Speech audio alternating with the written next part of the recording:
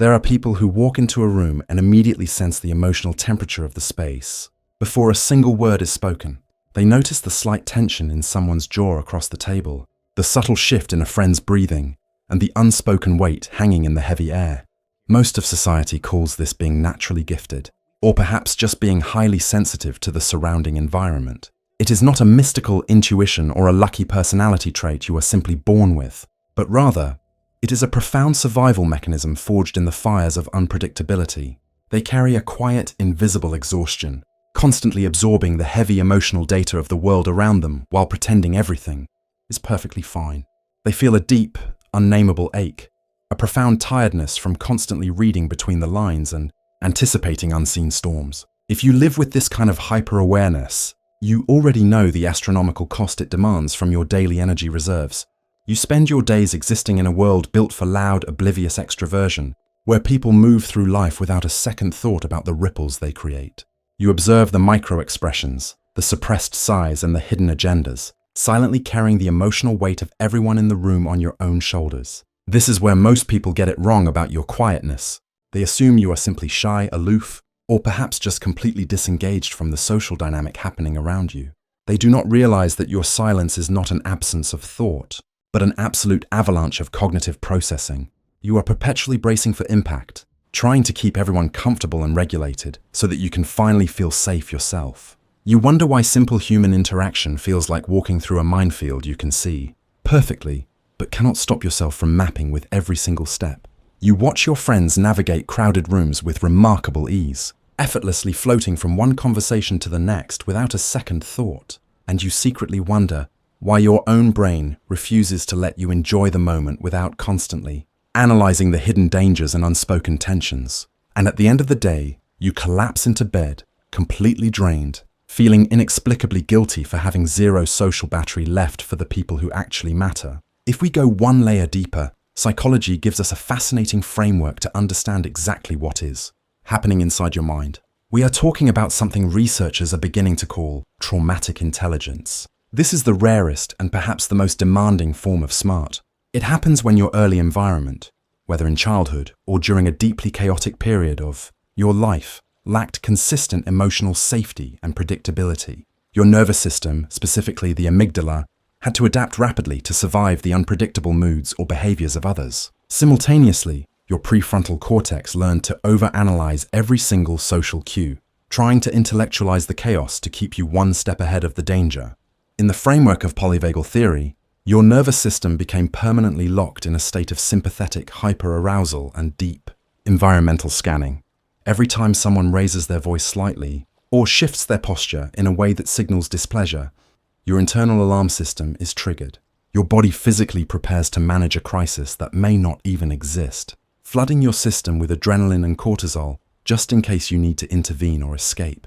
Imagine your mind as a highly advanced military radar station, originally built to detect incoming threats from miles away, while other people are walking around with a simple flashlight, only seeing what is directly in front of them. Your radar is spinning relentlessly in all directions. It detects every frequency, every shift in tone, every hidden motive, and every unspoken need. This means your brain is incredibly efficient, processing complex behavioral algorithms in real time to predict what will happen next.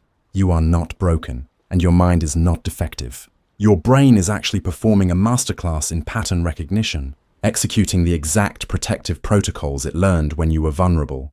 But running a military-grade radar station 24 hours a day requires an immense, staggering amount of emotional energy.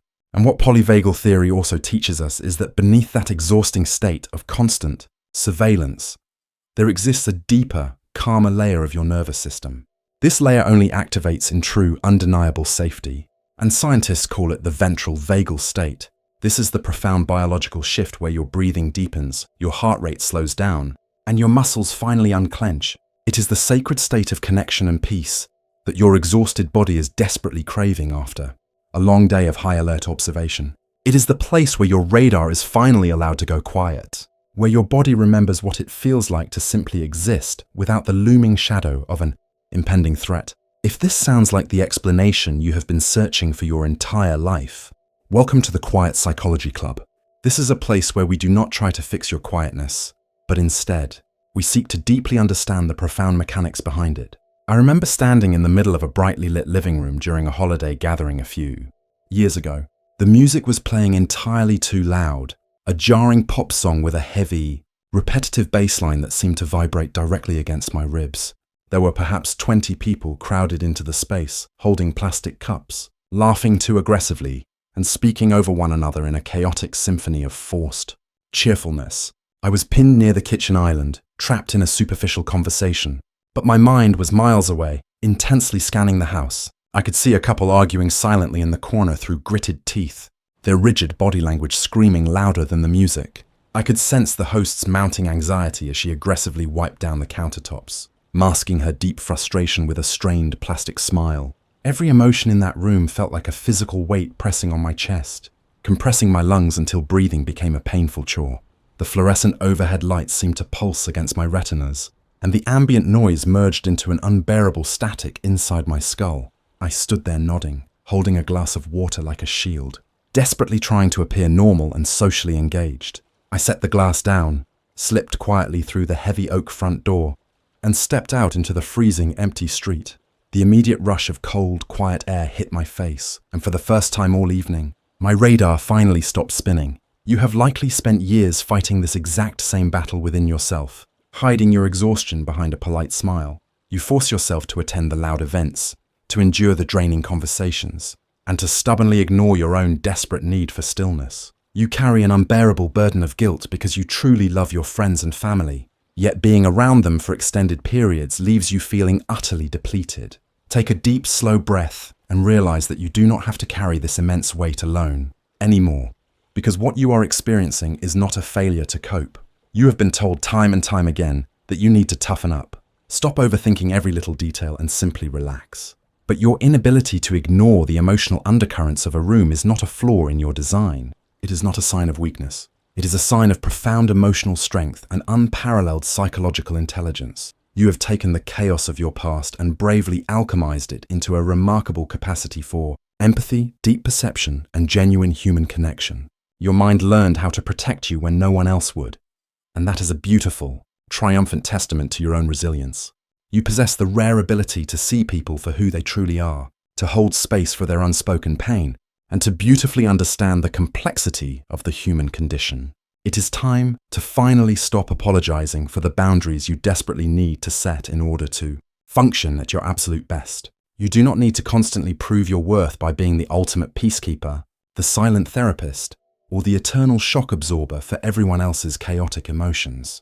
Protecting your energy is the highest form of self-respect, and it requires actively choosing your own well-being over the temporary comfort of others. Choosing to step away from the overwhelming noise of society is not an act of cold isolation or a bitter rejection of the world. It is an act of sacred solitude, a deliberate selection of where you invest your precious energy, and a highly necessary protection of your fragile inner peace. You are entirely allowed to turn off the radar, draw the heavy curtains, and simply exist within the safety of your own space, without monitoring the emotional weather of anyone else.